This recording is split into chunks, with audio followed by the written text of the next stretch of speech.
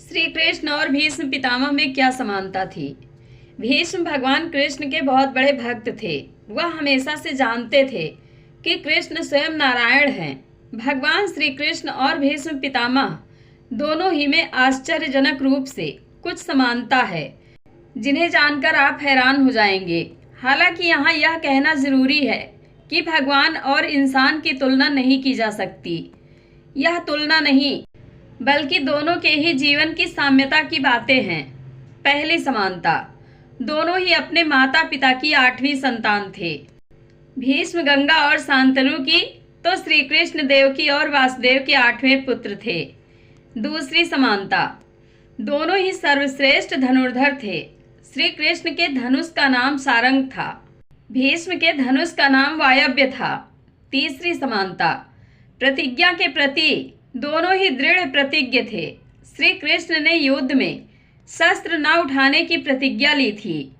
भीष्म ने आजीवन ब्रह्मचारी रहने और सिंहासन के प्रति समर्पित करने की प्रतिज्ञा ली थी। चौथी समानता, दोनों ही का जीवन नदियों से जुड़ा हुआ है।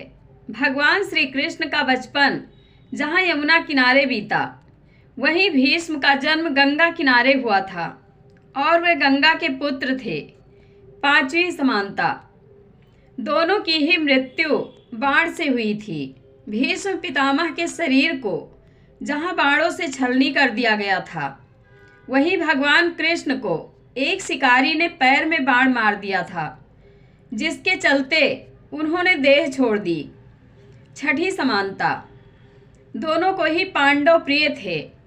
भगवान श्री कृष्ण को तो पांडव प्रिय थे ही, साथ ही भीष्म को भी पांडव प्रिय थे। भीष्म पितामह भी युद्ध में पांडवों के जीत की कामना ही करते थे।